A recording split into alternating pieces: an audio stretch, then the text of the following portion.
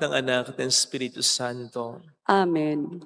Sumainyo ang Panginoon. At sumaiyo rin. Pasalamatan natin ang Panginoon sa pamamagitan ng misang ito, lalo na sa pamamagitan ng ating mabuting buhay bilang mga Kristiyano. Hilingin natin ang biyayang ito, kakibat ng iba pa nating mga kahilingan. Pero bago ang lahat, magsisimula po tayo sa ating mga kasalanan sapagkat ang Diyos ay mapagmahal at mapagmatawad naman. Tayo pong lahat, inaamin ko sa makapangyarihang Diyos At sa inyo, mga kapatid, na lubha akong nagkasala sa isip, sa salita at sa gawa, at sa aking pagkukulang. Kaya sinasamo ko sa mahal na Birheng Maria, sa lahat ng mga anghel at mga banal, at sa inyo, mga kapatid, na ako'y panalangin sa Panginoong ating Diyos. Kaawaan tayo na mapagmahal na Diyos, patawarin sa ating mga sala, at patnubayan hanggang sa buhay na walang hanggan. Amen. Panginoon, kaawaan mo kami. Panginoon, kaawaan mo kami. Kristo, kaawaan mo kami. Kristo, kaawaan mo kami. Panginoon, kaawaan mo kami. Panginoon, kaawaan mo kami. Yumuko tayo. Maaring ibulong sa Panginoon ang ating intensyon. Magdasal natin ang ating bayan, ang mga tumutulong sa ating simbahan, ang mga may sakit. Tulad ni na Leoncia, Lona, Nanay Feli, Teresita, Sister Terry, Cherry, Reg, Mario, Terma, Maila, Roger, Julian, Kalusugan, Sister Eva, Jesus, Chris Aquino. Manalangin tayo.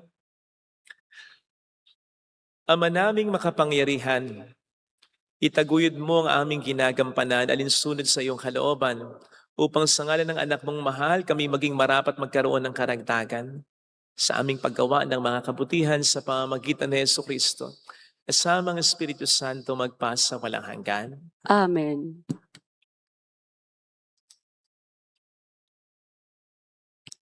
Ang salita ng Diyos mula sa ikalawang aklat ni Samuel.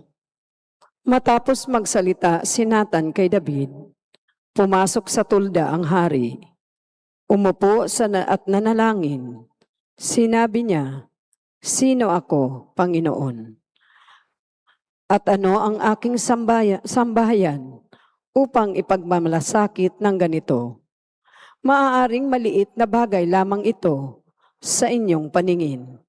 Subalit napakalaki para sa amin, sapagkat tiniyak na ninyo ang magandang kalagayan ng sambahayan ko.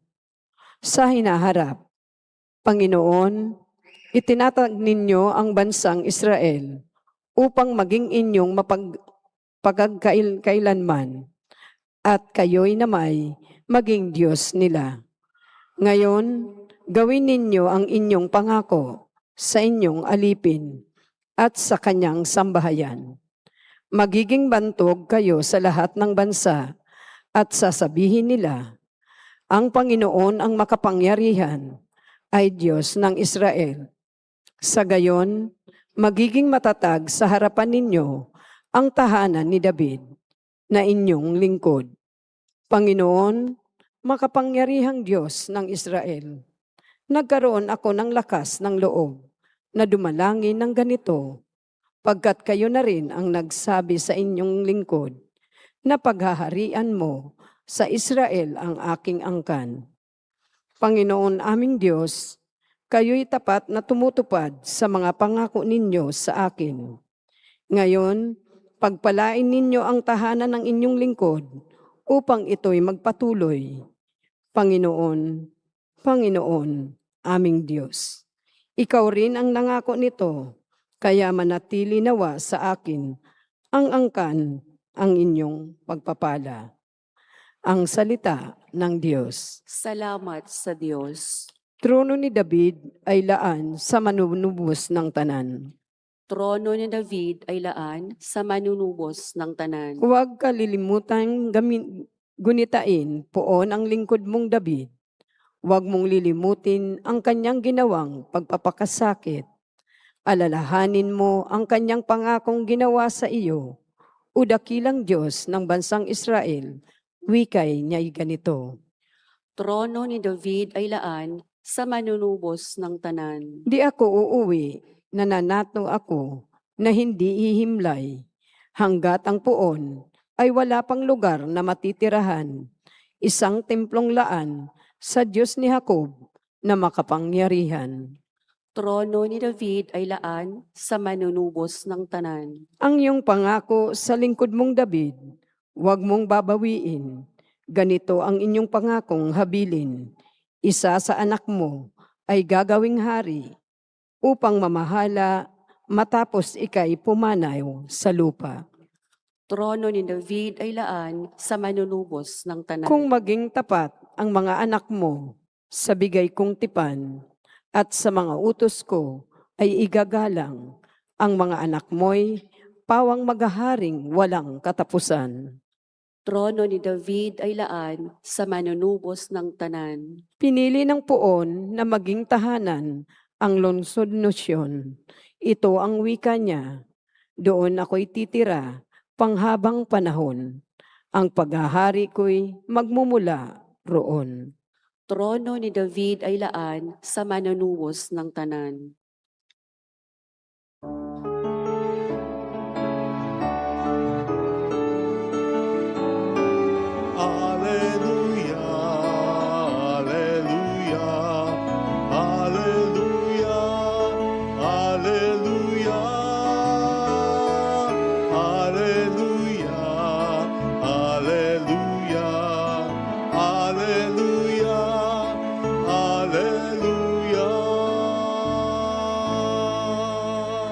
Sumainyo ang Panginoon. At sumaiyo rin. Ang mabuting balita ng Panginoon ayon kay San Marcos. Papuri sa iyo, Panginoon. Noong panahong yon, sinabi ni Jesus sa mga tao, "Sinisindihan ba ang ilawan para itago sa ilalim ng takalan? O kay sa ilalim ng higaan? Hindi ba upang ilagay sa dalagang patungan? Walang natatago na di malalantad at lihim na di mabubunyag. Ang may pandinig ay makinig." At idinugtong pa niya, "Unawain ninyong mabuti ang inyong naririnig. Ang panukat na ginamit ninyo ay siya rin gagamitin sa inyo ng Diyos at higit pa, sapagkat ang mayroon ay bibigyan pa, ngunit ang wala, kahit ang kaunting nasa kanya ay kukunin pa." Mga kapatid, ang mabuting balita ng Panginoon. Pinupuri ka namin, Panginoong Heso Kristo.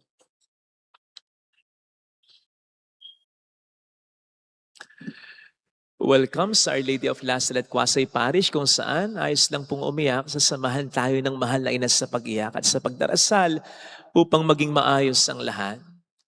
Narinig po natin sa ating Ebanghelyo ang hamon para sa atin ng ating Panginoong Hesukristo. Bilang mga Kristiyano, ang maging ilawan o liwanag ng ating kapwa. Kasabay ng makahulugang pahayag, walang natatago na di malalantad at lihim na di mabubunyag. Paano ba natin iintindihin ang ganitong pahayag upang ang misyon natin at ang inaasahan ng Panginoon sa atin ay maging mas maliwanag? Ano yung natatago na dapat malantad at lihim na dapat ay mabunyag? Madalas kasi, ang pananaw natin dito ay negatibo lang. Pero tingnan po natin ang iba pang gustong ipakahulugan. Total naman po, ang ginamit ni Kristong larawan sa Ebanghelyo ay ilawan, yun din na po ang gamitin natin upang ang sinasabi niya sa atin ay mas lalo nating maintindihan. Alam po natin ang ginagawa ng ilawan, lampara o liwanag. Halimbawa sa bahay, pinapakita nito sa atin ang mga nandyan na mahalaga pero hindi natin nakikita. Nakikita natin pero hindi natin napapahalagahan.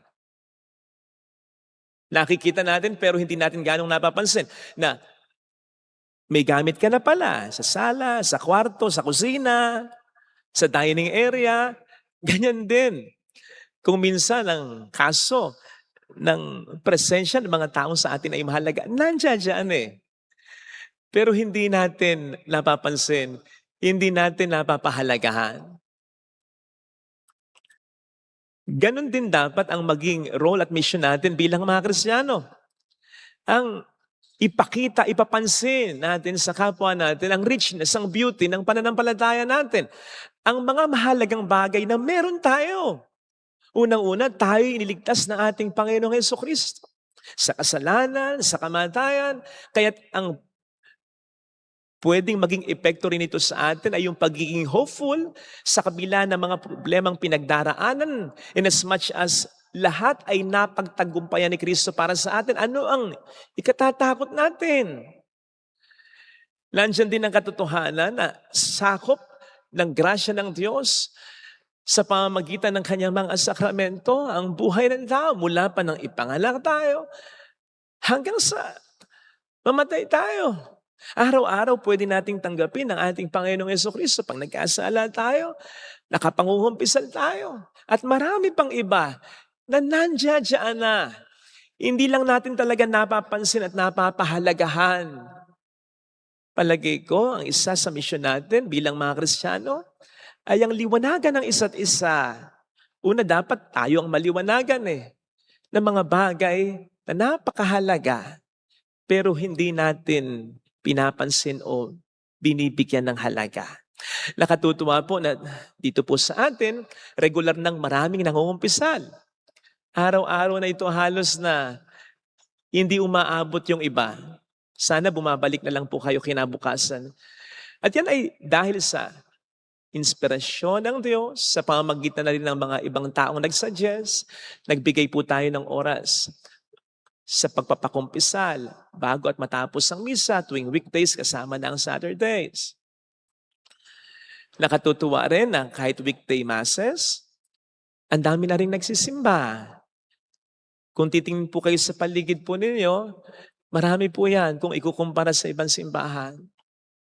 Nakatutuwa na nandoon, I suppose, ang pagmamahal na at pagkaakit na sa mga sakramento. Nasa kwarto ko yung CCTV.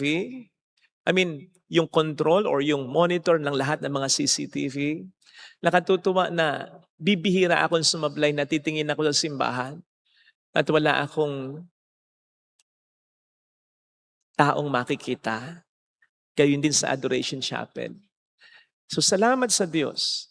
Pero ang lahat ng ito'y dapat makita rin sa ating buhay, yung bunga ng lahat ng ito. I'm sure naka-encounter na tayo ng mga mabubuting Kristiyano. Kapag nakaka-encounter po ba tayo ng mga mabubuting tao, rather, ay iniisip agad natin,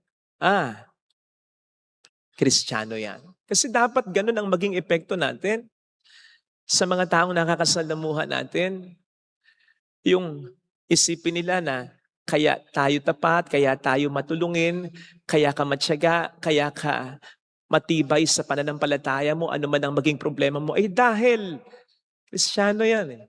Nagsisimba yan, paladasal yan, may rosaryo lagi sa bulsa yan.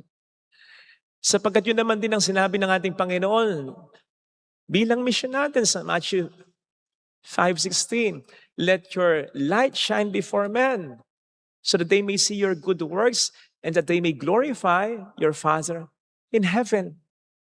Hindi yung kapag nakikita tayo ang naiisip ng tao, nagsisimba pa naman, paladasal pa naman, Kristiyano pa naman, tapos ganyan. Na sa halip na ipa-appreciate natin sa kanila yung ganda ng meron tayo bilang mga Kristiyano, ay para bang sinisiraan pa natin ito. Hindi ko naman po sinasabi at kinukonsente yung katwiran ng iba. Okay naman ako, kahit di ako nagsisimba, wala naman akong inaargabyadong tao. Sapagkat ang tunay na pagpapakabuti ay magagawa lang natin kung tutulungan tayo ng Panginoon natin. Kaya kailangan tayong magdasal, kailangan tayong magsimba, kailangan tayong mangumpisal, kailangan natin ng mga sakramento. Besides, mas maganda yung pinupuri hindi lang tayo, kundi si Kristo dahil sa atin for our good works to be genuine and lasting. So yun po yung una, yung mission natin, ipa-appreciate sa kapwa Kristiyano natin, lalong-lalo na yung ganda ng pananampalataya natin, lalo pat kung tayo mismo ang nakaka-appreciate ito at ito ay nagbubunga sa buhay natin.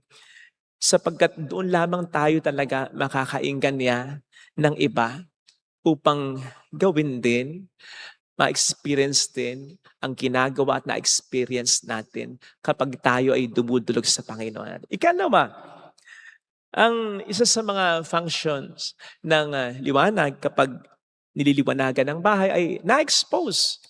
Yung mga hindi dapat nandoon, yung kalat, yung agyo, yung alikabok, yung mga dapat kumpunuhin, yung mga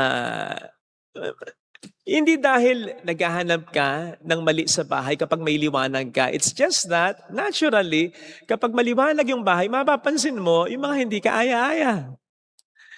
At ganun din ang isa sa mga roles ng isang Kristiyano. Hindi sa maghahanap tayo ng kamalian ng iba, kundi dahil sa ating relasyon kay Kristo na nagbubunga ng ating pagpapakabuting tao, nararamdaman, napapansin, nare-realize ng iba ang mali at pagkukulang nila dahil sa ating presensya, dahil sa nararamdaman sa atin, naririnig sa atin, nahiwatigan sa atin, at nakikita sa atin. Meron po akong kakilalang ganito na kapag kasama namin sa umpukan, bilang magkakaibigan, na-avoid ko talaga Hindi ko man ma-avoid initially, nahinto ako sa pakikisawsaw pag napag-uusapan ng buhay ng iba. In other words, chismis. Ayun. So yan, kahit pare chismoso rin minsan. Meron kaming kaibigan talaga na hindi siya magko-comment. Hindi siya magko-comment.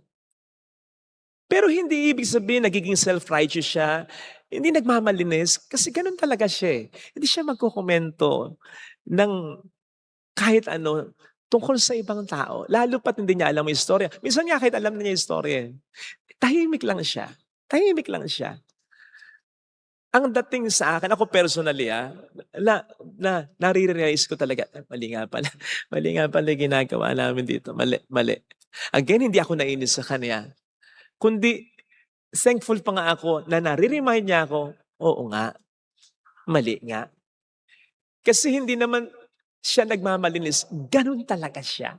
Ganun talaga ang karakter niya. So yung sinasabi natin dito, no? Na sa presensya ng isang mabuting Kristiyano na may tunay na relasyon kay Kristo, na nagkakaroon sa kanya ng epekto ang kanyang pagdarasal, ang kanyang pagsimba, mahawa yung iba. Mahawa yung iba. Gayun din kapag likas na matulungin ka, kapag likas na mahabagin ka, matyaga ka, kapag sa trabaho ay binibigay mo talaga naturally ang best mo, kapag may kusang palo ka, kapag may malasakit ka, kapag mapagpatawad ka, kapag mababang loob ka. Ang magiging epekto nito, usually and hopefully, mahawa yung iba, makonsensya yung iba, na ikaw yung parang maging konsensya nila na ito yung tama na gawin mo. Hindi tama yung ginagawa mo. Again, naturally, hopefully. Kasi minsan talaga, katulad ng nangyari sa ating Panginoon Jesucristo, nainis sa Kanya ang mga eskriba. Nainis sa Kanya ang mga Pariseo. Pwede rin kasing ganun maging epekto na mainis sa iyo yung iba, Pero tulad din sana na ginawa ng ating Panginoon, nanatiling ilaw at hindi namatay yung liwanag niya, hindi siya tumiklop. Gawin lang natin kung ano yung talagang ginagawa natin at kung ano yung dapat na gawin natin. Regardless kung anong maging epekto nito sa kapwa natin. Lalo pa kung ito ay makaka-offense sa kanila. In as much as hindi mo naman intensyon na i-offend sila, hindi ka nagmamalinis, hindi ka nagmamagara, hindi ka nagmamataas. Yun lang talaga ang natural na reaksyon ng mga taong walang malalim na relasyon sa Panginoon, ng mga taong ayaw ng liwanag kasi gusto nilang manatili sa kadiliman. Nito lang, meron akong kinomentan sa Facebook. I-follow ninyo yung Sentinel. Sentinel PH. Sentinel PH. Ulitin ko, pangatlo, pang-apat na bell. Sentinel PH. Sila yung walang takot na magkomento sa mga hindi magagandang pangangatwiran, pag-iisip ngayon ng mundo. Halimbawa, yung mga ipinagtatanggol ang same-sex marriage. Halimbawa, yung mga taong ipinagtatanggol ang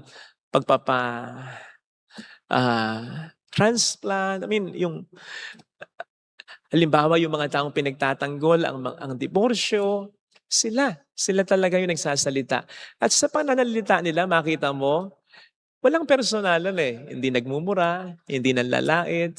Basta facts and truth of the Bible lang. Ayan, sabi ko kanina sa comment ko sa kanila, thank you for being light. Nag-comment naman, let us become light to one another. Kasi ang mundo ngayon, maraming sa tao, kahit mga Kristiyano ang pangatwiran, katulad na rin ng mundo. Ayaw na nila yung nababata sila tungkol sa katotohanan na kung saan nagbubulag-bulagan sila. Sana, mga kapatid, tulad ng Panginoon, huwag tayong tumiklop. Huwag tayong mag-adjust na tayo yung padala sa mga taong ito sapagkat sila yung may mali at hindi ikaw. Sila yung dapat na mahawa sa iyo at not the other way around. Kapag nagbukas ka ba ng lampara o ilaw sa loob ng bahay at nakita mong marumi, ang gagawin mo, papatayin mo yung ilaw para hindi mo na makita yung dumi. Hindi. Dapat alisin yung dumi. Huwag po tayong matakot na maging iba. Kasi bilang mga Kristiyano, dapat talaga tayong maging iba. Hindi upang makapagyabang, makapagmataas, kundi upang maging liwanag sa gitnaan ng kadiliman. Kundi upang hatakin ang iba sa kaliwanagan. Kung pare-pareho tayong mananatili sa pagkakasala, kung pare-pareho tayong mananatili sa pagkukulang, kung pare-pareho tayong maniniwala sa kung anong sinasabi ng mundo, kung pare-pareho sa pamilya ang magiging sakim, kung pare-pareho sa pamilya ang magiging mayabang, kung pare-pareho sa pamilya ang hindi magkikibuan, hindi magpapakialaman, walang mangyayari. Sabi nga natin sa Tagalog, pupulutin tayo sa kangkungan. Dapat talagang mayroong maging iba. Again, hindi upang magmataas, kundi upang hindi maging makamundo, at kundi upang hatakin ang iba, pataas, paangat, at hindi para maging pare-pareho tayong maghatakan pababa. Ito sanang hilingin nating biyaya para sa ating lipunan, para sa ating simbahan, para sa ating pamilya. Amen. Ilagay natin ang ating kanang kamay sa tapat ng ating puso.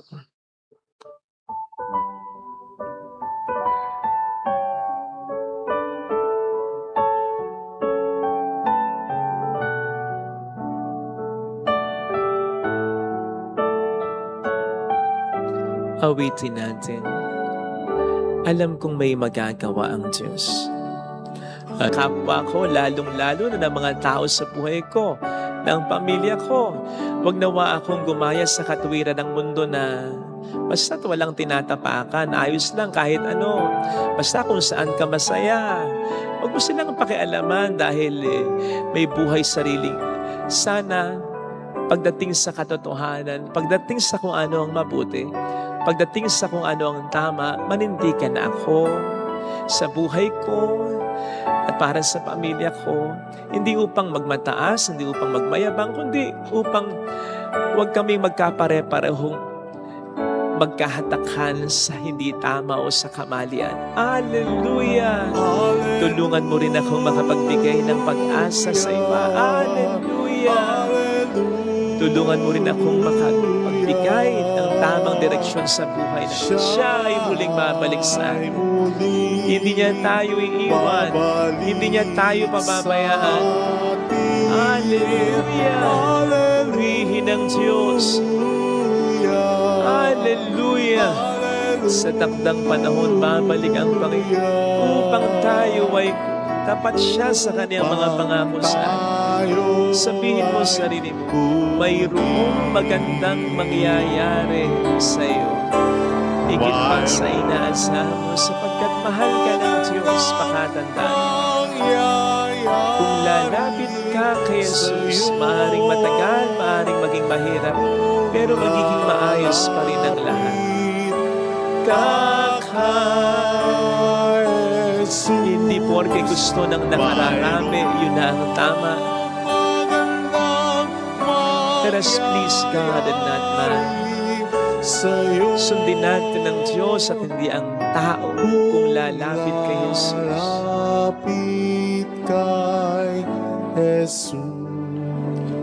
Papuri sa Ama at sa Anak sa Espiritu Santo. Kapara ng sa unang-una, ngayon at magpakailanman, magpasa walang hanggan. Amen.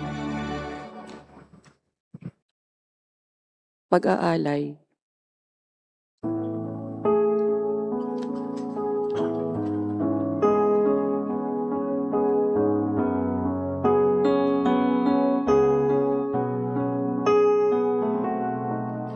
Ang himig mo, ang awit ko, lahat ng ito'y nagmula sa iyo. Muling ihandog sa iyo, buong puso kong inaalay sa iyo. O Diyos sa Panginoon, lahat ay biyaya, aming inampon, aming buhay at kakayahan.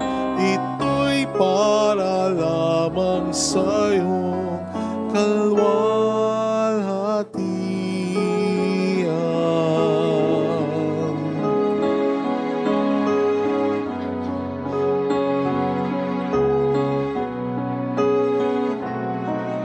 ang tanging ninanais ko ay matamo lamang ang pag-ibig mo.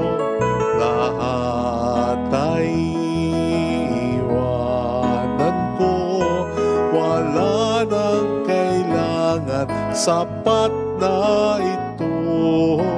O Diyos sa Panginoon, lahat ay biyayang aming inampon, aming buhay at kakayahan.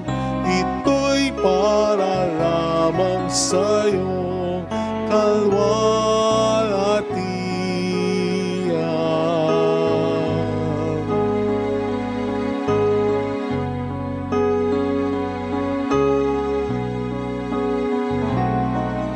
ang himig mo, ang awit ko, lahat ng ito'y nagmula sa iyo. Muling ihandog sa iyo, buong puso kong inaalay sa iyo. O Diyos sa Panginoon, ay biyayang aming inampon, aming buhay at kakayahan. Ito'y para lamang sa iyong kalwalhatian. Ang tanging ninanais ko ay matamo lamang ang pag-ibig mo. Lahat ay iwanan ko, wala nang kailangan, sapat na ito. O Diyos, o Panginoon, lahat ay biyayang aming inampon, aming buhay at kakayahan. Ito'y para lamang sa iyong kalwalhatian. Ito'y para lamang sa iyong kalwalhatian.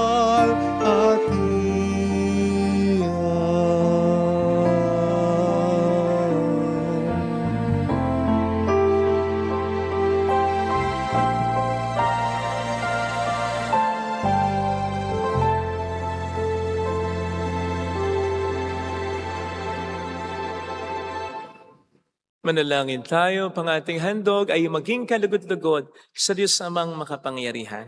Tanggapin nawa ng Panginoon itong paghahain sa iyong mga kamay, sa kapurihan niya at karangalan, sa ating kapakinabangan at sa buong sambayanan niyang banal. Ama naming lumikha, tanggapin mong malugod ang aming mga handog, ngayong ang kabanalan na iyong dulot. Kami sumasamo sa iyo't lumuluhog upang kaligtas sa iyong pagkaloob sa pamamagitan ni Jesucristo, kasamang Espiritu Santo magpasa walang hanggan. Amen. Sumainyo ang Panginoon. At sumaiyo rin. Itaas sa Diyos ang inyong puso at diwa. Itinaas na namin sa Panginoon. Pasalamatan ang Panginoong ating Diyos. Marapat na siya ay pasalamatan. Ama naming makapangyarihan, tunay ngang marapat na ikaw ay pasalamatan. Ikinalugod mong likhain ang sanlibutan na iyong pinagbabago at itinarangal sa pamamagitan ng iyong anak na kinalulugdan. Kaya tutang na loob ng iyong mga itinatangi at ng mga banal na kapiling mong lagi ang iyong paghiliw at pagkakandili. Kaya kaisa ng mga anghel na nagsisiawit ng papuri sa iyo nang walang humpay sa kalangitan, kami nagbubunyi sa iyong kadakilaan. Santo, Santo, Santo, Panginoong Diyos ng mga hukbo, napupuno ang langit at lupa ng kadakilaan mo. Hosana sa kaitaasan. Pinagpala ang paririto sa ngalan ng Panginoon. Hosana sa kaitaasan. Ama naming banal, ikaw ang bukhal ng tanang kabanalan, kaya't sa pamamagitan ng iyong Espiritu gawin mong banal. Ang mga kaloob na ito upang para sa amin ay maging katawan at dugo ng aming Panginoong Hesukristo. Bago niya pinagtiis ang kusang loob na maging handog, hinawakan niya ang tinapay, pinasalamatan kaniya, pinaghati-hati niya iyon, niabot sa kaniyang mga alagad at sinabi, "Tanggapin ninyong lahat ito at kanin, ito ang aking katawan na ihahandog para sa inyo."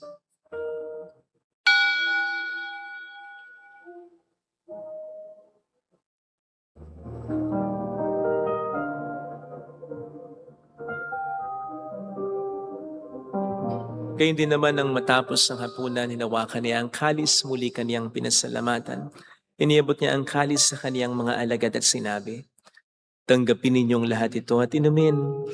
Ito ang kalis ng aking dugo ng bago't walang hanggang tipan.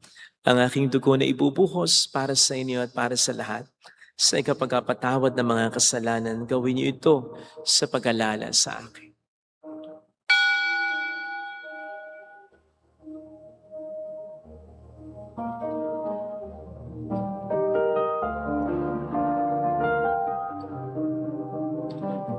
Ang misteryo ng ating pananampalataya, si Si Kristo'y namatay, si Kristo'y nabuhay, si Kristo'y babalik sa wakas ng panahon. Ama, ginagawa namin ngayon ang pag-alaala sa pagkamatay at muling pagkabuhay ng iyong anak.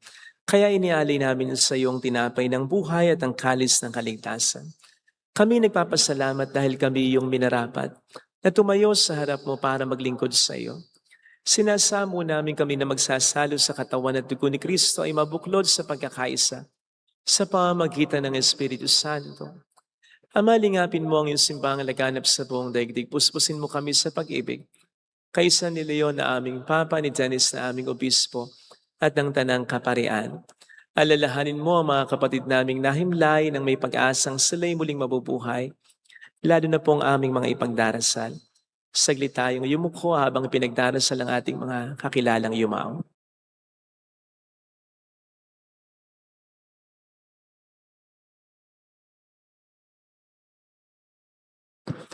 Kaawaan mo sila at patuloyin sa iyong kaliwanagan. Kaawaan mo at paging tapatin kaming lahat na makasalo sa iyong buhay na walang wakas, kaysa ang mahal na Birhen ng Lasalat, ang ina ng Diyos si San Jose, ang kabiyak ng kanyang puso, lahat ng mga banal na namuhay dito sa daigdig ng kalugod-lugod sa iyo, maipagdiwang nawa namin ang pagpupuri sa ikararangal mo sa pamamagitan ng iyong anak at sa aming Panginoong Hesukristo.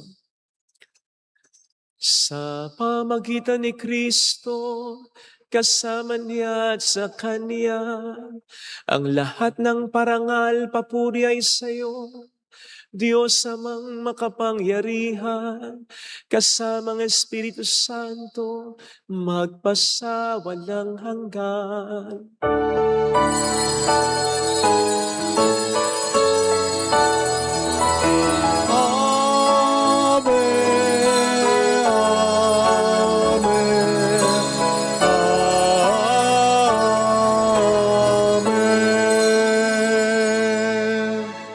Tumawag tayo sa ating Ama.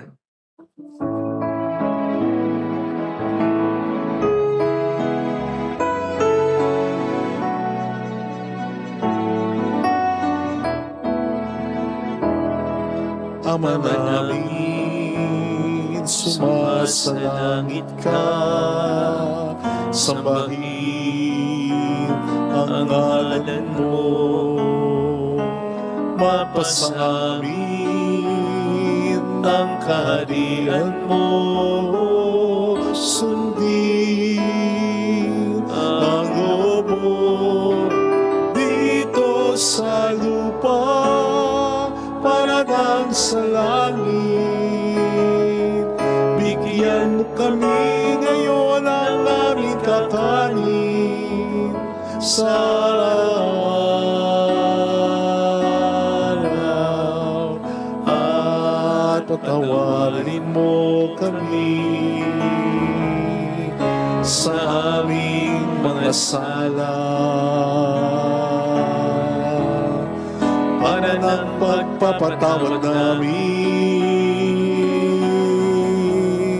sa nagkakasala sa amin.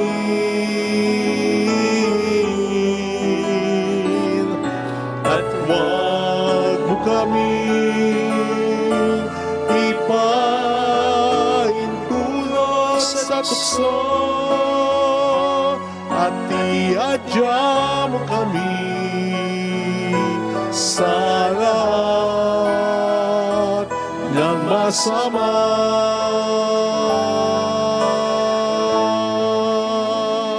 Iniling namin kami adya sa lahat ng masama, pagkalooban ng kapayapaan araw-araw.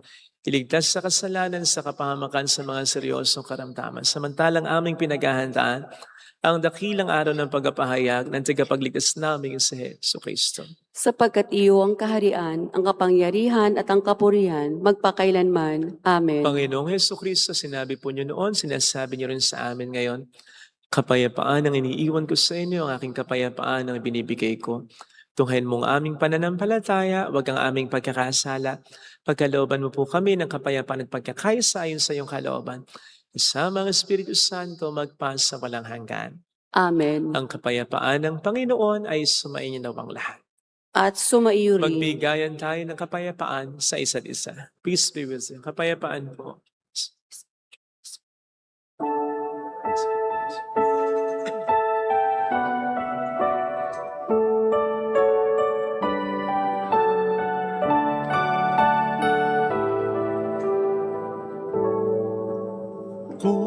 Kordero ng Diyos na nagalis ng mga kasalanan ng sanlibutan. Maawa ka sa amin. Kordero ng Diyos na nagalis ng mga kasalanan ng sanlibutan. Maawa ka sa amin. Agnus Dei Quitoris, peccata mundi, dona nobis pacem, dona nobis pacem, dona nobis pacem.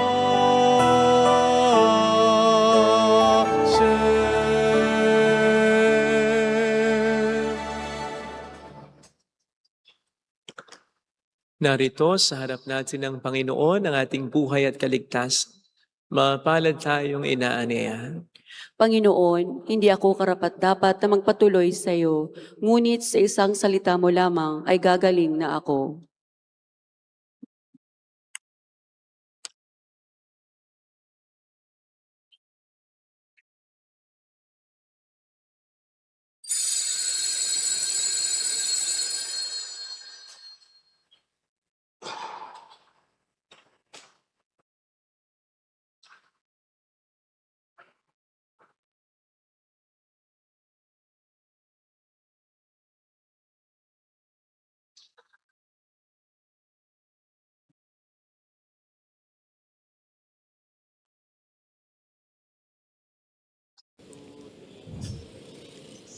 Panalangin para sa espiritual na pakikinabang. Panginoong Hesus, ako ay naniniwala na ikaw ay nasa kabanal-banalang sakramento. Iniibig kita ng higit sa lahat at ninanasa kong tanggapin ka sa aking kaluluwa. Sapagkat sa mga sandaling ito, hindi kita matatanggap sa sakramento. Tumuloy ka sa espiritu sa aking puso. Niyayakap kita na parabang naririto ka na. Inaalay ko ng buong buo ang aking sarili sa iyo. Huwag mong hayaang mawalay ako sa iyo.